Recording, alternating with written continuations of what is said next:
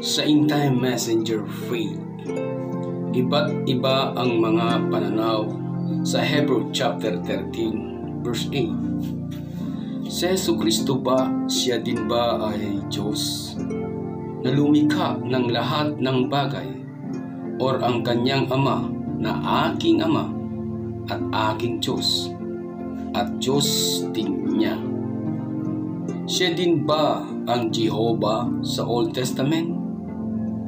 Kaya napakahalaga malaman natin ang pagka-Diyos ng ating Panginoong Hesukristo. Ayon sa 1 John chapter 5 verse 20, nalalaman natin na naparito ang anak ng Diyos at tayo'y binigyan ng pagkaunawa upang ating makilala siya na totoo at tayo'y nasa Kanya na totoo. Sa makatuwid ay sa Kanyang anak na si Jesucristo. Ito ang tunay na Diyos at ang buhay na walang hanggan. Siya ay may pagka-Diyos, pero hindi siya manlilikha, pero naging bahagi siya sa paglilikha na gawain ng Diyos. Ang manlilikha ay walang iba kundi ang ating Ama na nasa langit, na Ama ng ating Panginoong Hesukristo. Ang pinag-uusapan dito sa Hebrew chapter 13 verse 8, walang iba kundi sa panahon ng mga panahon ng kanyang ministeryo. Mula ng unang tipan sa New Testament ng kanyang ministry pagkatapos sa ating panahon. In the last day, in the 7 church ages, hanggang sa millennium. So, ating subaybayan ang sharing namin ni Brother Magellan Cabalchera tungkol sa Hebrew chapter 13 verse 8. Siya ba ang ako nga, or si Jesucristo ba ang nakaraan, ngayon at hinaharap? Okay, ating panoorin ang sharing na ito. Pagkatapos ng sharing namin ni Brother Magellan, may karugtong pa po itong mensahe na kailangan ipagpatuloy sapagkat ito ay napakahaba. So sa susunod na kabanata na sharing namin, nawa ay inyong panoorin ang mga mensahe sharing namin ni Brother Magellan, sapagkat mas makikita nyo ng malinaw na malinaw kung papaano ang laman ng Hebrew chapter 13 verse 8, sapagkat napakalaga ito. Marami na sa mga end-time na nagkaroon ng private interpretation. Nawa ay inyong subaybayan. God bless you.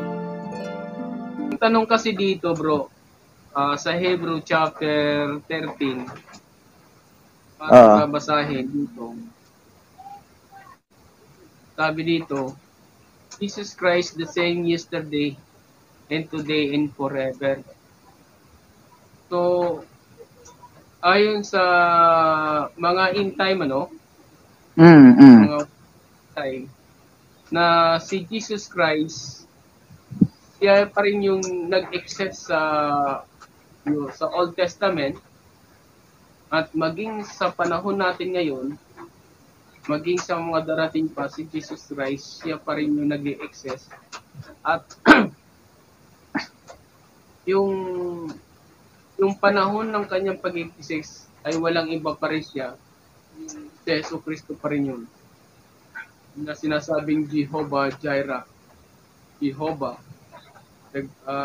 yung great I am, siya pa rin yun. So, yan napakabigat na isipin kung kapag nakita mo yung mga bagay na maliwanag, tapos makakarinig ka ng mensahe sa ganon, so nakakalungkot sa mga tumitindig ng mensahe na ito na talagang yung yung yesterday and today and forever represent to Jesus Christ. Mabigat yun, ano?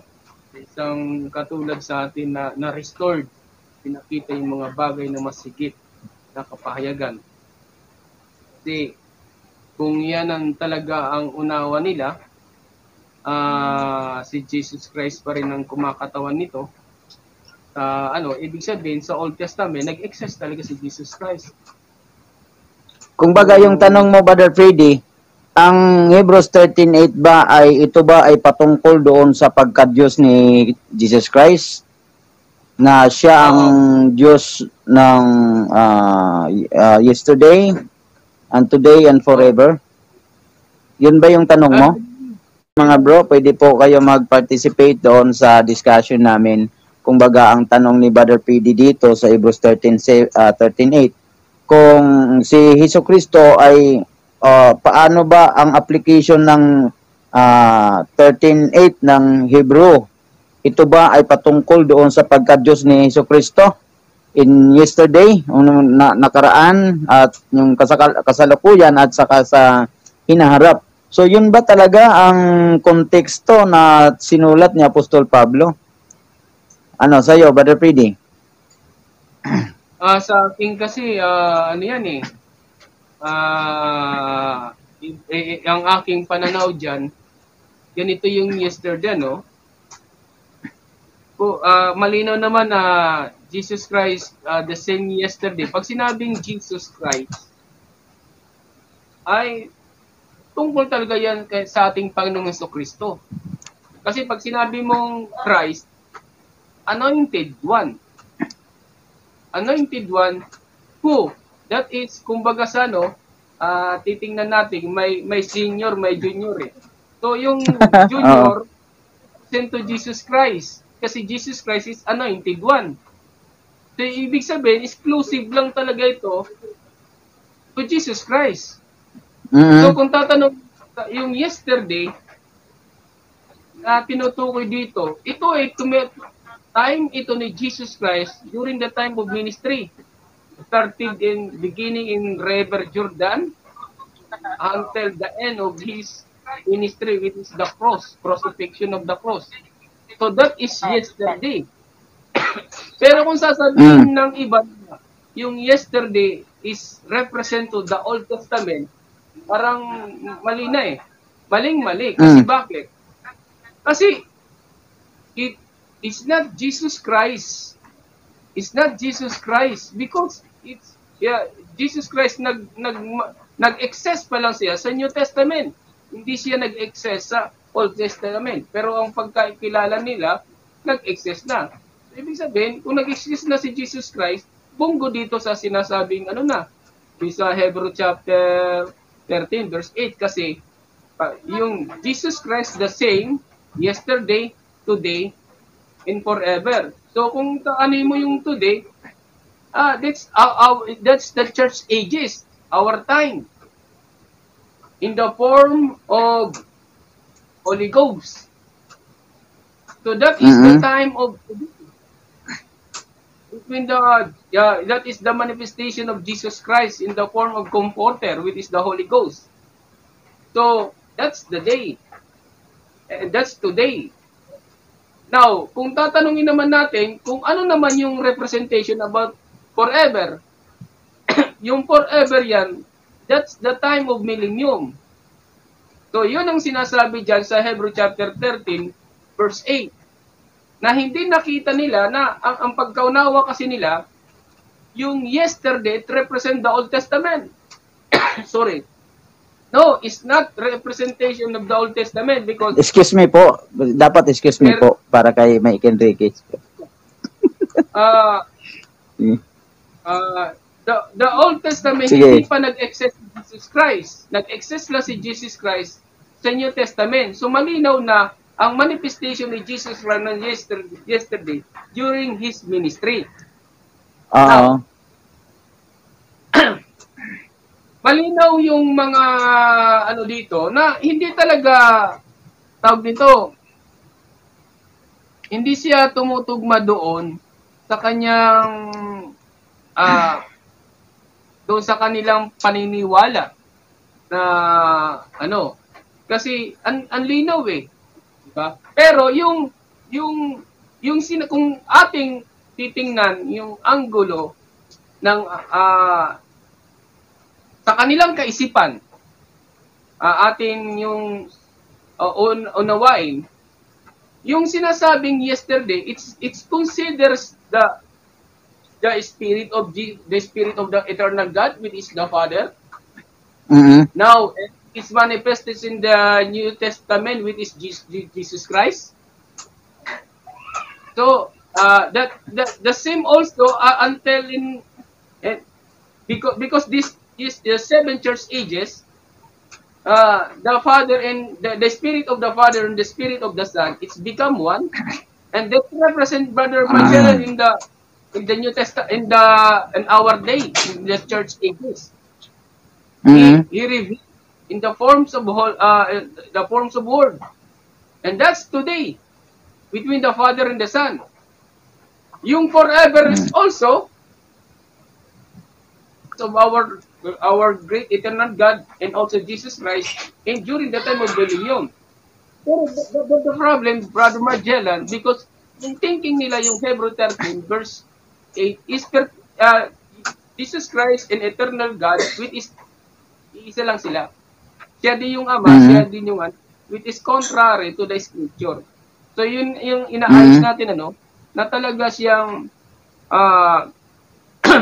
contrary talaga siya, Brother Magellan, doon sa kapahayagan na unawa nila, no?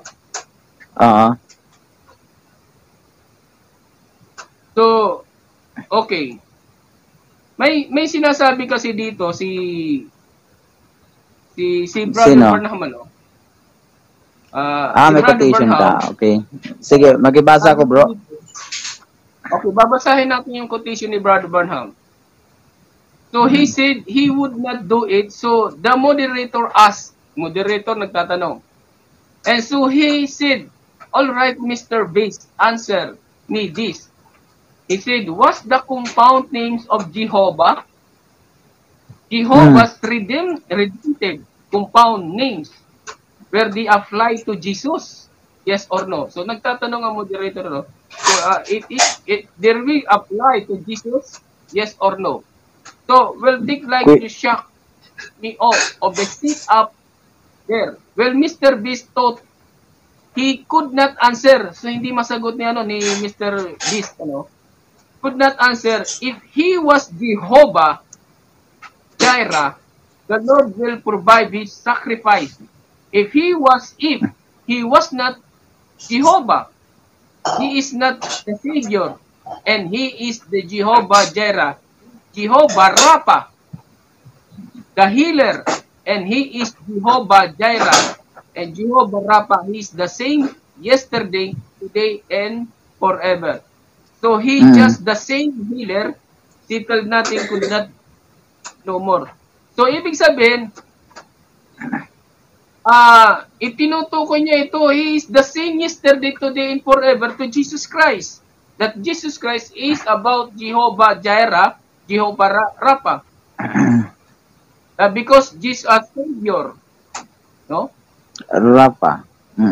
So, yan yung magiging na problema kasi ang tindig nila, ganun nga, no?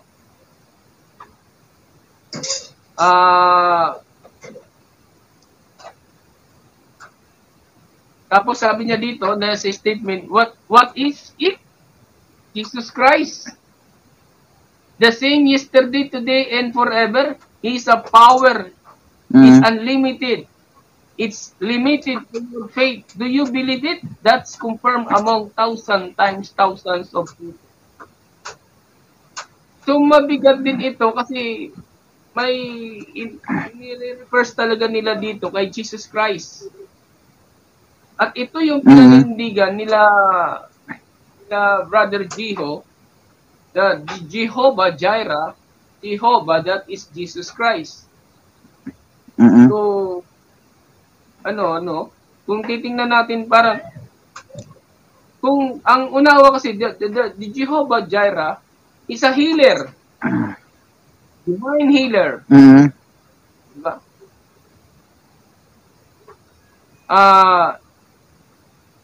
Pero kung iisipin natin, kung si Jesus nga yung divine healer, may sinasabi din siya dito sa mga statement yan eh. Ito. Hindi lang siguro nila bro makita na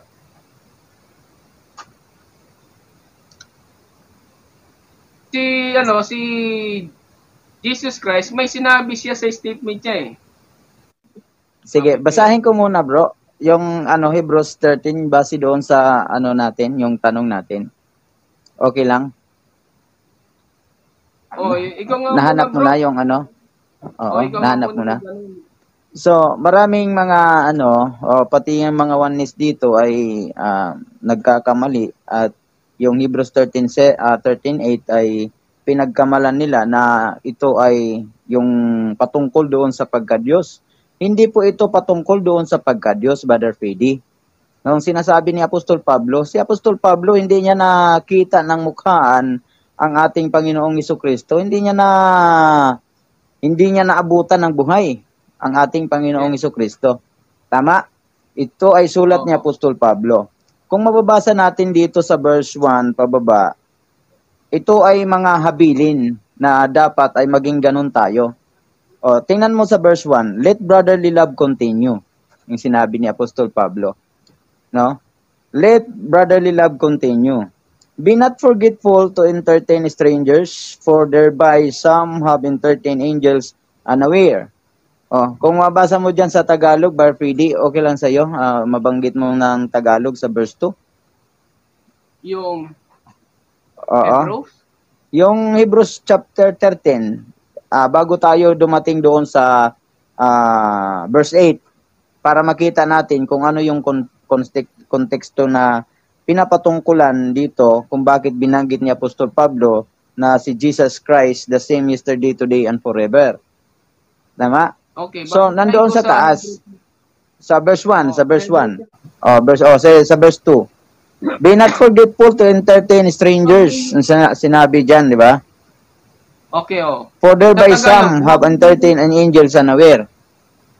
Okay. Sa Tagalog, huwag ninyong limutin ang pagpapakita ng pag-ibig sa mga taga-ibang lupa, sapagkat sa pamamagitan nito, ang iba'y walang malay na nakapagpapatuloy ng mga anghel. Sige, babasahin ko ng English sa Tagalogin mo dyan, ha? Remember them that are in bands, as bound with them, and them which suffer adversity, as being yourselves also in the body. Okay. Alalahanin ninyo ang mga may tanikala, gaya ng kayo'y nangangapuspos na kasama nila, ang mga tinatampalasan na gaya ng kayo naman ay tinatampalasan sa katawan. Okay, verse 4.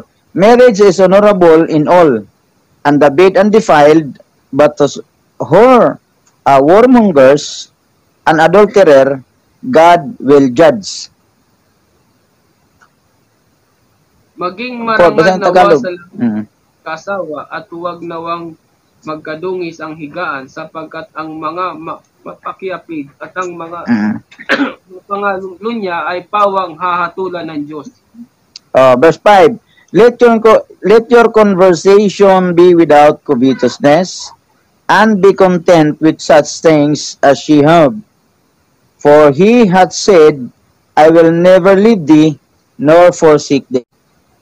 Ano pat ating ating masasabi na buong tapang ang Panginoon ang aking katulong, hindi ako matatakot. Anong magagawa sa tao? Okay, number 7. Remember them which have the rule over you, who have spoken unto you the word of God, whose faith follow, considering the end of their conversation. Alalahanin ninyo ang mga nagkakaroon ng pagpupuno sa inyo sa siya ay nagsalita sa inyo ng salita ng Diyos at sa pagdidili-dili ng wakas ng kanilang pamumuhay ay inyong tumaran ang kanilang pananampalataya. Oh, yan. Makita mo diyan sa sa talata, Brother Freddy, ang sabi diyan, whose faith follow, no? Considering the end of their conversation. And then sa verse 8, pinasok na ng sinabi niya, Jesus Christ the same yesterday, today, and forever. Yung verse 1 hanggang verse 7, Brother Freddy, yan ay patungkol doon sa habilin para doon sa lifestyle o ugali ng isang Kristiyano, mananampalataya, na sinabi ni Pablo na dapat hindi ang tao nagbabago. Ang problema kasi ang tao nagbabago, no? Kung paano si Kristo hindi nagbago, dapat ganun din tayo, mga mananampalataya, hindi nagbabago, no? Kaya sinabi ni Apostol Pablo, Jesus Christ, no, the same yesterday, today, and forever. Ano ba yung naging ugali ni Jesus Christ? Ano ba yung yesterday na tinutukoy ni Apostol Pablo? Yun ba ay sa Old Testament o ito ay panahon na si Kristo ay nasa lupa at nangangaral? No? Hindi ito sa Old Testament, Brother Freddy. Kaya namimiss dito yung mga oneness, nakala nila si Jesus Christ, siya yung Diyos noon na Jehovah. Hindi po yun. No? Yan ay kapangyarihan o yung pag-ibig ni Jesus Christ nung siya ay nasa lupa pa. No? At yung Old Testament ay tipot larawan lang na pinapakita ng Diyos na mayroong Kristo na darating na magiging kagaya sa Kanya. No? Kagaya ng 1 Corinthians 10:4. No? Si Jesus Christ ay tinipo ng isang bato. No? Siya yung tipot larawan, hindi siya yung aktual na nandoon na physical. Yes. Tama ba, Brother Freddy? Yung yesterday, ito yung panahon ni Jesus Christ nung siya ay nangangaral, no? Yung kanyang panahon mula nang siya ay sinilang hanggang siya ay nasa Calvary, nung siya ay naipako. At nung naipako siya, nabuhay na maguli siya, yung ganun pa rin yung kalagayan ng ating Panginoong Jesucristo. Tama? Dapat yun ang ating maging tularan. Sinabi Apostol Pablo, let brotherly love continue. Hindi ka dapat nagbago. Kung simula ikaw ay tumanggap sa Panginoon, Brother Freddy, hindi ka dapat nagbabago kahit sino. Tama? Kung paano ka nasigasig noon, dapat maging masigasig ka ngayon hanggang sa wakas. Hanggang magpakailanman. Ganon yung kalagayan ni Kristo, kaya siya nagtagumpay. No? So, yung pananaw nila, hindi ito pagka-Diyos, hindi ito yung kalagayan ni Kristo na siya yung Diyos noon, ngayon at magpakailanman.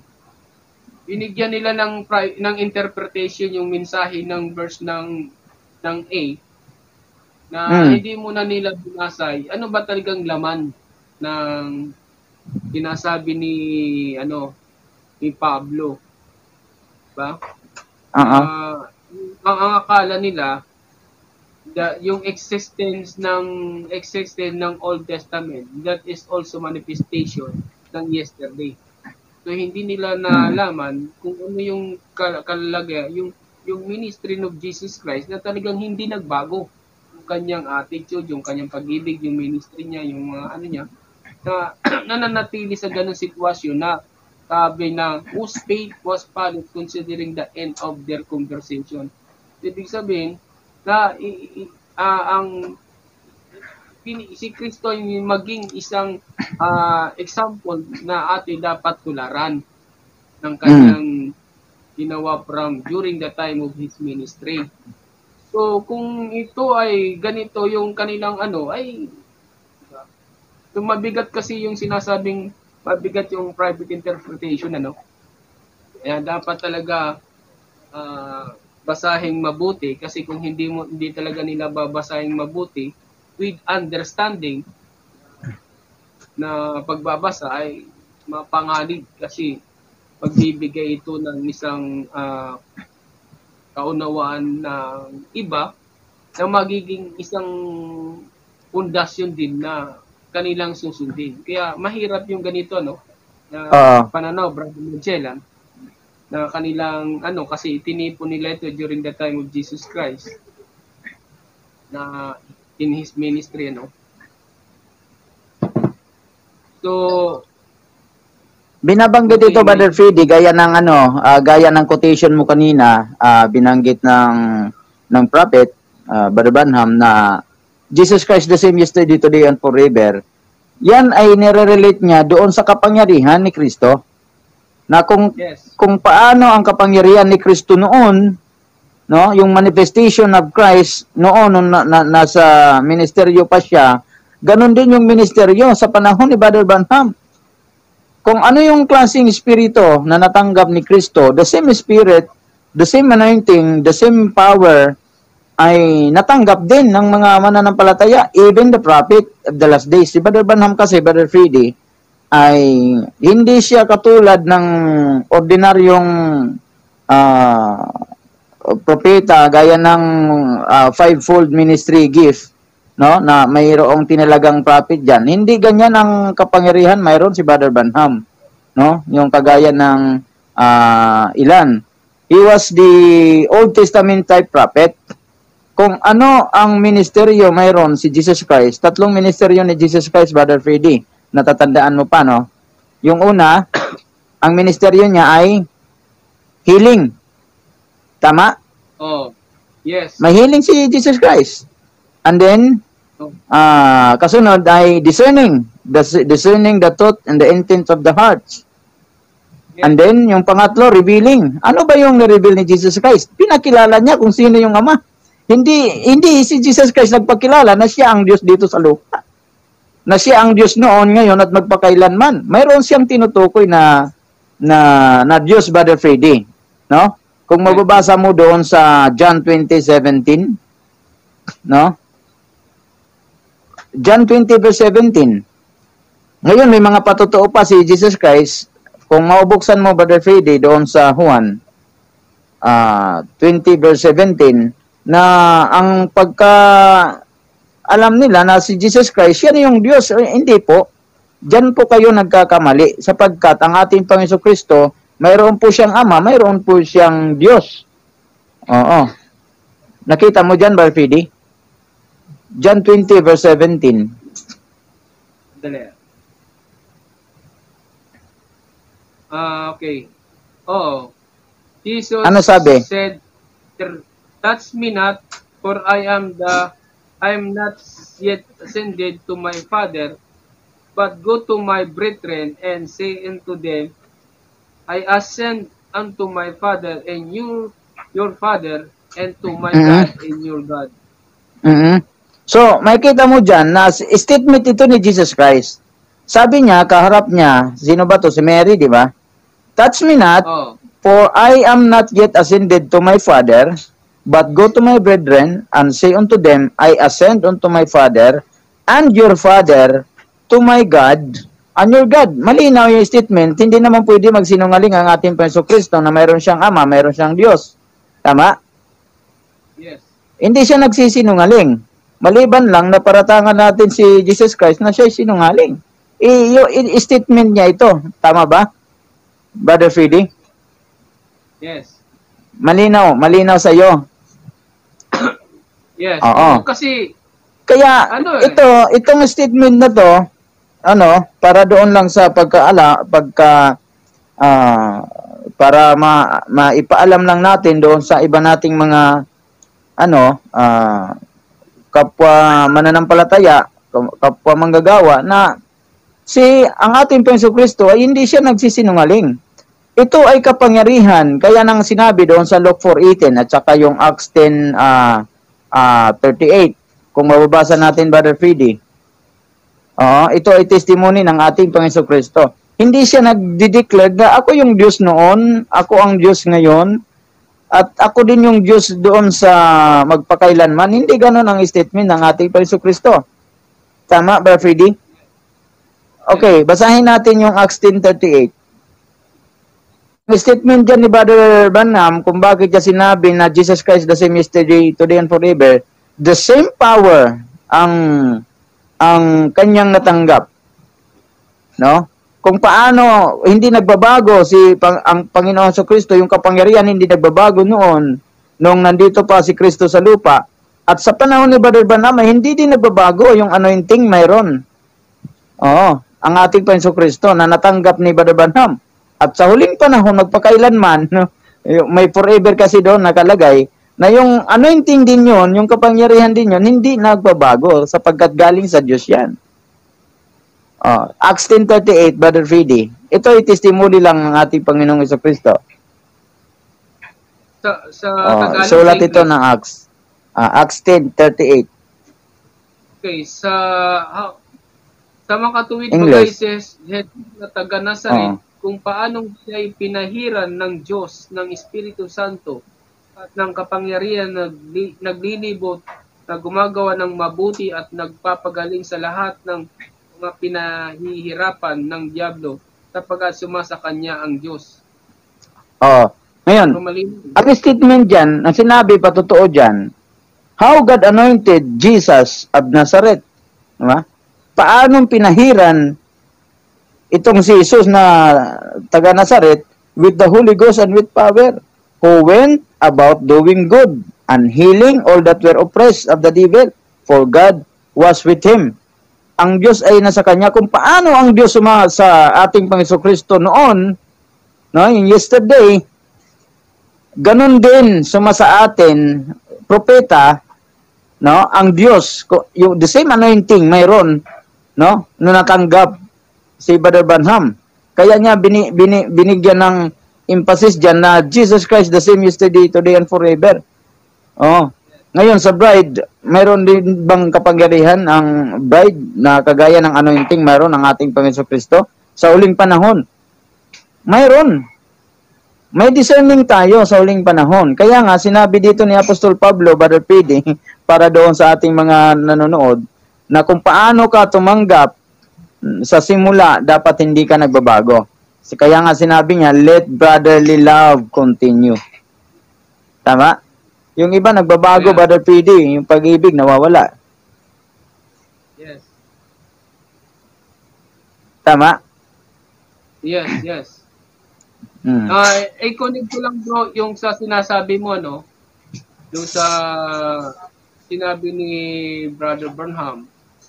Kasi ang pagkaunawa kasi nila bro doon sa katulad ng sinabi mo, no, sa divine healer, ang unawa kasi ng mga kapatid natin sa iba, yung divine healer yan, si Jehovah Jireh, great I am, siya din yung Jesus. Si Jesus Christ din daw yun. So kung titingnan natin dito sa testimony at sa sinabi ni Brother Branham, sabi niya dito, now Jesus said, if I testify of myself, my testimony is not true, but I testify of another. Sinasabi another, it represents to the great eternal God, with the Father of Jesus Christ.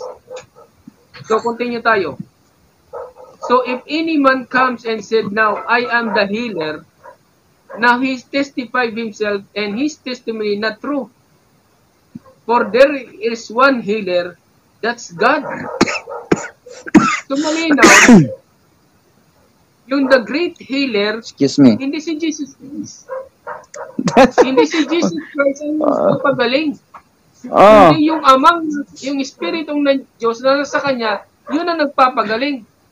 Ano yung talata? Ano yung talata na pwede nating back-upan na ang pagpapagaling ay galing sa ating Diyos na binigay sa ating Panginoong Jesucristo?